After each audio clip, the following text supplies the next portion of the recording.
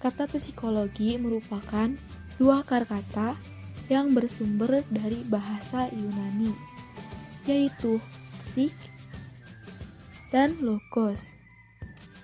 Psik artinya jiwa, sedangkan logos artinya ilmu. Yang secara harfiah, psikologi berarti ilmu tentang jiwa. Jadi, dapat kita simpulkan psikologi yaitu ilmu yang mempelajari proses mental dan perilaku. Nah, proses mental ini berkaitan dengan apa yang ada di dalam pikiran manusia.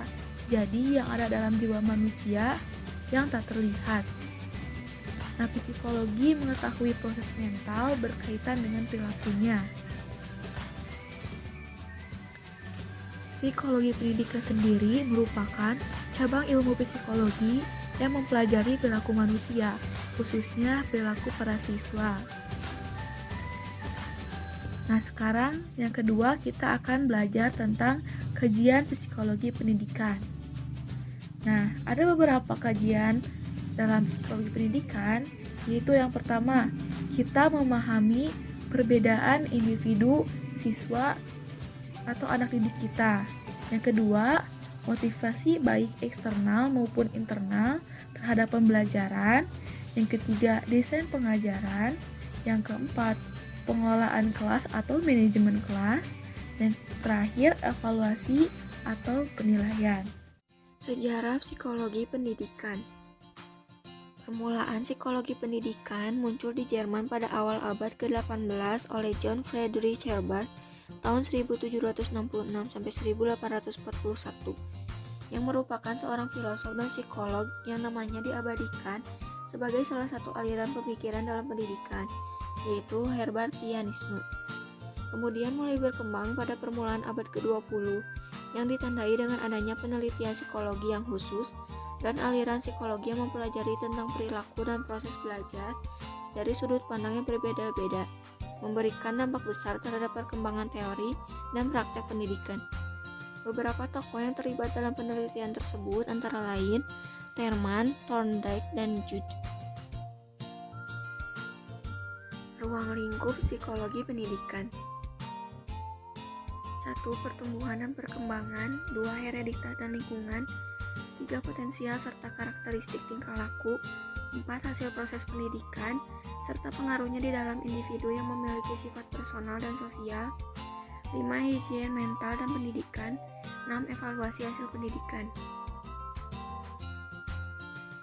3 macam pokok bahasan psikologi pendidikan.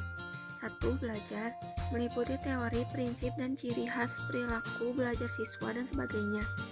2. Proses belajar, yaitu tahapan perbuatan dan peristiwa yang terjadi dalam kegiatan belajar siswa. 3. Situasi belajar, yaitu suasana dan keadaan lingkungan, baik bersifat fisik maupun non-fisik yang berhubungan dengan kegiatan belajar siswa. Manfaat psikologi pendidikan. 1. Memahami perbedaan peserta didik. Karakteristik setiap siswa berbeda-beda. Sangat penting bagi pendidik untuk mempunyai pemahaman mengenai perbedaan psikologi dan perkembangan anak tersebut, agar dapat menciptakan proses pembelajaran yang efektif dan efisien. 2. Menciptakan iklim yang kondusif. Pendidik perlu memiliki pemahaman yang baik tentang tempat belajar yang digunakan, agar menciptakan suasana belajar yang kondusif, dan diperlukan pengetahuan akan prinsip-prinsip yang tepat dalam proses belajar mengajar yang efektif, serta bagaimana melakukan pendekatan yang berbeda untuk mendapatkan hasil yang lebih baik. 3. Memilih strategi dan metode belajar. Pendidik harus mengetahui bagaimana strategi dan metode yang perlu digunakan agar tepat dan sesuai untuk anak didik berdasarkan karakteristik per individu, sesuai dengan gaya belajar, usia, dan tingkat perkembangan anak didik. 4. Mengevaluasi hasil belajar. Selain mengajar, para pendidik juga perlu melakukan kegiatan evaluasi untuk mengukur hasil belajar siswa. Dengan evaluasi, maka para pengajar dapat menentukan hasil pembelajaran dan mengetahui kekurangan serta kelebihan metode belajar yang sudah diterapkan. 5. Membimbing peserta didik. Tidak hanya berperan sebagai pendidik, Namun, guru perlu berperan sebagai pembimbing bagi peserta didiknya dengan memberi bantuan untuk memecahkan masalah yang mereka hadapi dan juga membimbing dalam mengembangkan potensi yang dimiliki setiap peserta didik. Tujuan mempelajari psikologi pendidikan. Pertama, mengetahui perkembangan individu. Menguasai perkembangan dan ilmu psikologi membantu kita untuk menyelesaikan permasalahan sendiri yang menimpa pada kita. 2. Memiliki wawasan luas di bidang ilmu psikologi. Bagi orang yang mempelajari ilmu psikologi akan mendapatkan pengetahuan lebih banyak dan bisa membantu menyelesaikan masalah orang lain. 3. Mengendalikan perilaku menyimpang. Bagi orang dewasa mungkin saja bisa mengendalikan diri mereka sendiri, tetapi bagi anak-anak justru orang tua dan lingkungan terdekat yang mengendalikan mereka. 4. Mengetahui perubahan perilaku seseorang.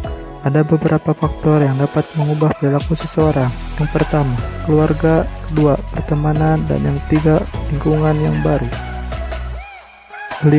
Inti dari tujuan psikologi pendidikan yaitu untuk meningkatkan pengetahuan dan skill mereka dan membantu lebih sederhana memahami transportasi ilmu pengetahuan yang diberikan oleh guru-gurunya.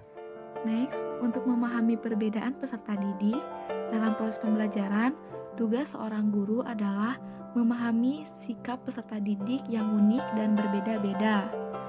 Nah, selanjutnya yang perlu kita pertimbangkan atau kita pahami dalam kegiatan pembelajaran, yang pertama, kita harus memahami kepribadian peserta didik.